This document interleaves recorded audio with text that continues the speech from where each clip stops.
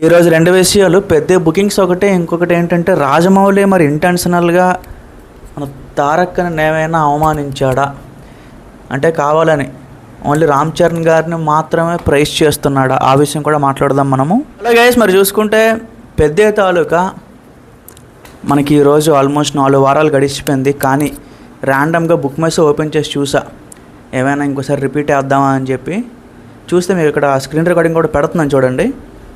అంటే మళ్ళీ డేట్ కూడా మార్క్ చేస్తుంది, ఎప్పుడుదో అంటారు. మళ్ళీ ఈరోజు డే 25 అంటే రిలీజ్ అయిపోయిన ఇన్ని రోజులకి కూడా సినిమా మీద ఏమాత్రం ఆ అభిమానం తగ్గలేదు, ఆ క్రేజ్ తగ్గలేదు. వీకెండ్ వస్తే వెంటనే మళ్ళీ ఆ సినిమాకి అయితే పరిగెడుతున్నారు అనమాట. మళ్ళీ నేను మీకు చెప్తున్నాను ఇంకొక విషయం ఏంటి అంటే ఇది జస్ట్ ఆన్లైన్ బుకింగ్, ఆఫ్లైన్లో చాలా తెగుతున్నాయి టికెట్స్. సో ఇది వైజాగ్ సిటీకి సంబంధించిన బుకింగ్స్ అనమాట. ఆల్మోస్ట్ ప్రతి థియేటర్లో కూడా ఒక 80% ఆఫ్ ద ఆక్యుపెన్సీ అయితే కనిపిస్తుంది మనకి. మీరు ఒక్క సినిమా చెప్పండి రోజుల్లో, అగైన్ మీరు కంపేర్ చేసుకోవచ్చు గత సంవత్సరంలో కానీ ముందు సంవత్సరంలో కానీ. ఇప్పుడు ఆల్మోస్ట్ సినిమా రిలీజ్ అయిపోయి 25 రోజులు అయిపోతుంది. అగైన్ ఆ డే 25th కానీ 26th కానీ ఇంకా ఇలాంటి బుకింగ్స్ పడేరే ఒక్క సినిమా అయినా మీరు చూపించండి. ఎందుకంటే ఈ సినిమాకి ఎంతలా కనెక్ట్ అయ్యారు అనేది కొన్ని ఫ్యామిలీస్, అంటే మ్యాక్సిమం ఫ్యామిలీస్ రెండోసారి ప్రిఫర్ చేయవు, కానీ మళ్ళీ వెళ్ళాలి, మళ్ళీ చూడాలి అని అనిపించే సినిమా ఏదైతే ఉందో అంటే పెద్ద మాత్రమే. సో ఓవరాల్గా అయితే బుకింగ్స్ వేరే లెవెల్లో జరుగుతున్నాయి చాలు. ఎందుకంటే అన్నీ ప్రతి టికెట్ కూడా మనకు ప్రాఫిట్ అయ్యి ఇప్పుడు జనరల్ టికెట్ ప్రైజెస్ కాబట్టి పెద్ద ఫరక్ లేదేమో. సో పర్వాలేదు గైస్. ఇప్పుడు మనకి ఆల్రెడీ లండన్లో కూడా ఒక షో అయితే వేసి చరణ్ అన్న వాళ్ళతో కలిసి చూస్తున్నారు అనమాట. సో ఈ సక్సెస్లో క్రెడిట్ అనేది అందరికీ ఇవ్వాలి మనము, నాట్ ఓన్లీ చరణ్ గారు.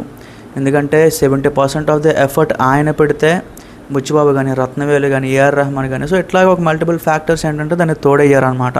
So which is decent. So on the other hand మా ఇంటి బంగారం కూడా పర్వాలేదు, డీసెంట్గా వెళ్తుంది. సో ఈరోజు సండే కాబట్టి ఫ్రాంక్గా మాట్లాడుకోవాలి అంటే పెద్ద కన్నా కొంచెం ఎక్కువ టికెట్లో సేల్ అవుతున్నాయి దానికి. It's okay, good thing. మరి ముందు మాట్లాడిన ఇష్యూ ఏంటి బ్రో అంటారు మీరు. సో రాజమౌళి గారు రీసెంట్గా RRR స్క్రీనింగ్కి, బాహుబలి స్క్రీనింగ్కి మనకి బయటికి వెళ్ళారనమాట. ఓకే, ఏదో విషయం మీద వెళ్ళారు. RRR సినిమా అనేది అది ఇంకా పండగ అవ్వదు, ఇంకా కంటిన్యూ అవుతూనే ఉన్నది. అదొక ఇంటర్నేషనల్ ఫిలిం ఫెస్టివల్ అది.